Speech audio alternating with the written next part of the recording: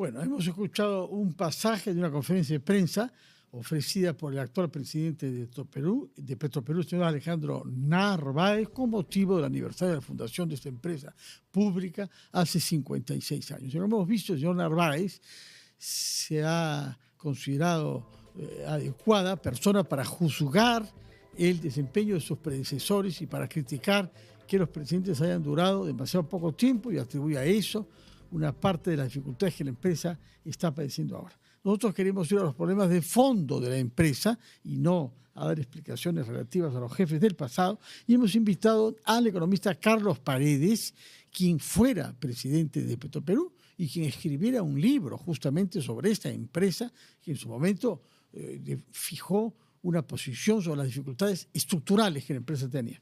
Señor Carlos Paredes, muchas gracias por estar acá. Muy buenas noches. Buenas noches, Fernando. Un gusto. Ahora, el señor Narváez, sucesor remoto, pero sucesor suyo, ha hecho referencia a los presidentes del pasado y lo ha nombrado usted diciendo que tiene carpetas fiscales. ¿De qué se trata? Sí, tengo dos investigaciones, tuve 4.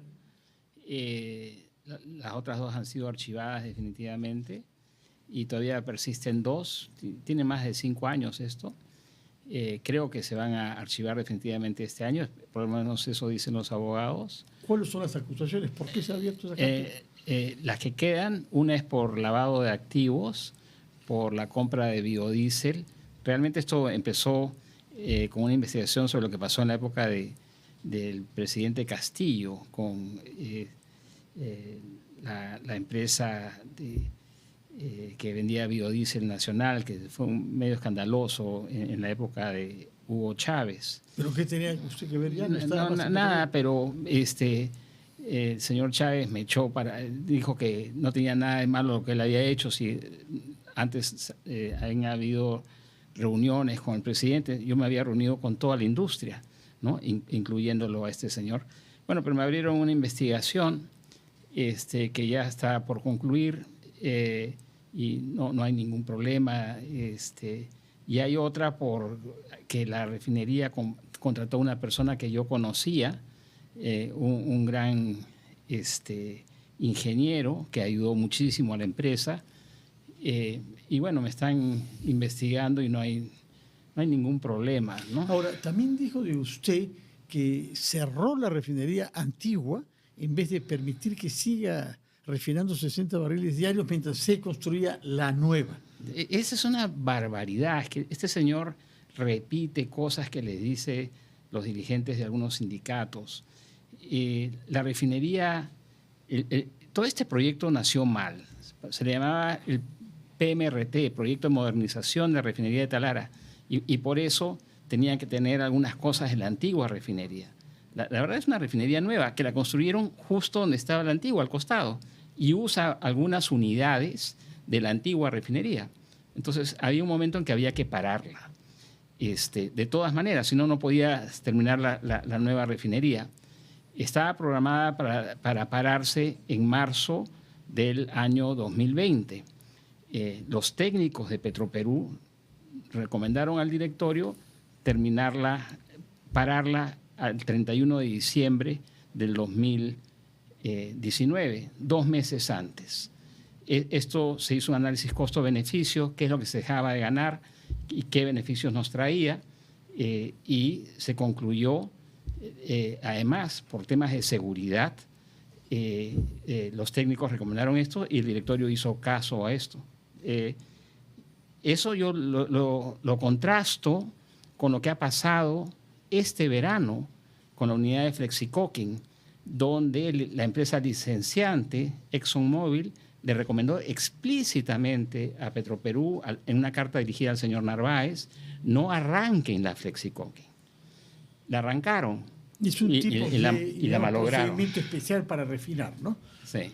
Ya. Ahora, el señor Narváez estuvo aquí hace unos días y nos dijo que él esperaba que los estados financieros del segundo trimestre de este año, es decir, abril, mayo, junio, salgan del rojo y den utilidades. Y se ha hablado de varias decenas de millones de dólares por mes que la empresa puede generar gracias a la nueva refinería. ¿Qué sabemos actualmente sobre los estados financieros del segundo trimestre? Yo entiendo que los resultados acumulados al 30 de junio, o sea, el primer semestre, dan un déficit de alrededor, unas pérdidas de alrededor de 280 millones de dólares. ¿Pero eso por ambos trimestres o sobre todo por el primer trimestre? Sobre todo por que el ha arrastrado la cuenta global. Claro. Son los dos trimestres. El junio salió un poquito mejor las cuentas. Mejor, pero no todavía dando utilidades, ¿o sí? No las han hecho públicas todavía, ¿no? Yo tengo alguna información que me han filtrado, pero no. Lo que sí ha filtrado, lo que sí ha presentado el señor Narváez es que él espera que este año Petroperú pierda alrededor de 230 millones de dólares. ¿Qué es lo que ya perdió en este primer semestre? En el primer semestre habría perdido alrededor de 280. O sea, él considera que se va a ganar 50 millones en los 6 meses que quedan. Sí, lo cual es muy poco para poder, porque con eso tú amortizas la deuda. Si tú ganas 50 millones de dólares por semestre, 100 millones de dólares al año, no alcanza para 50 nada. años no se va a poder pagar. Nada. Entonces, sus proyecciones son, yo diría todavía, aunque él las considera, a la luz de los hechos, pueden considerarse optimistas, son muy preocupantes porque no sirven para que los peruanos dejemos de seguir alimentando este barril sin fondo, ¿no? Eso es de acuerdo. Ahora, cuando se dijo que podría dar utilidades la nueva refinería cuando se acercara a su capacidad total de refino, es decir, más de 80.000 barriles diarios, ¿no? Quedaría 50 millones mensuales. Claro. ¿A eso a usted le parece verosímil o es un número inventado? El problema es cuál es el margen de refino que tú supones, ¿no? Estaba revisando ahora unas proyecciones que hizo Petroperú en enero del año pasado cuando se acercó al Ejecutivo a pedirle 1.150 millones de dólares y decían que el margen por barril era $20. En la presentación de hoy día dicen que el margen por barril es $10. La mitad. La mitad. ¿Y por qué se ha podido reducir tanto? No, es que la del $20 era un cuento chino. Era un cuento chino. Cuando yo estaba en Petroperú, me decían que los constructores que ojalá pudiésemos llegar a $12, ¿no? Entonces, creo que hay que ser cautos con las proyecciones, lo cual no se está haciendo. Se está haciendo muy optimista constantemente. Y la pregunta es, ¿cómo voy a pasar de dar pérdidas a dar utilidades? ¿Cuál es el cambio, ¿no? ¿Cuál es el cambio que yo voy a hacer como gestión para que se produzca eso? Bueno, el hecho de que haya entrado en funcionamiento la refinería, que se haya reparado estas dificultades que hubo con el Flexicoque, se supone que va a poder refinar y ganar con eso. Están trabajando la Flexicoque a 67%. Yo creo que una fuente de optimismo es que no sigan metiendo la pata, ¿no? Ojalá que no la vuelvan a meter de esa manera. Pero he escuchado, todos hemos escuchado al señor Narváez decir que él le ha ahorrado 250 millones de dólares a los peruanos en el año 24. Él entró el 8 de noviembre y entre el 8 de noviembre y el 31 de diciembre no sabemos qué hizo, pero salvó 250 millones de dólares. Yo te digo, yo he estado ahí. Eso no se hace. No, eso no es posible. No es posible. Entonces sueltan las cifras y además no identifican ninguna acción que haya llevado a eso, ¿no? ¿Qué ha hecho él para ahorrarle 250 millones de dólares? Que identifique eso. Él está comparando el resultado final desastroso de casi menos 800 millones de dólares con una proyección peor hecha a principios de año, pero no nos dice, oye, ¿cuánto eran las pérdidas a finales de octubre, antes que tú entres, y cuánto fueron a finales de diciembre? Y cuéntanos, ¿qué hiciste para hacer eso? Nada de eso aparece en el discurso, en la narrativa. Otro tema que ha llamado mucho la atención es la acusación contra la política monetaria del Banco Central de Reserva, y ahí también nombró directamente el señor Velarde, sosteniendo que parte de las dificultades financieras que tiene Petroperú es por la política de tasa de interés del Banco Central, puesto que le reprocha a Julio Velarde no haber querido bajar la tasa rectora de 4.5%. Yo ya hice un comentario sobre esto, ¿no? Dije que julio es mes de circo y el problema es cuando los payasos escapan del circo y hacen declaraciones. Esto es una payasada. Una de las peores instituciones del Estado le critica a la mejor, sí. ¿No? Y sobre un tema que no tiene nada que ver con ellos. Petroperú se endeuda en dólares. La tasa de referencia del Banco Central es para operaciones en soles. Petroperú se financia en el exterior.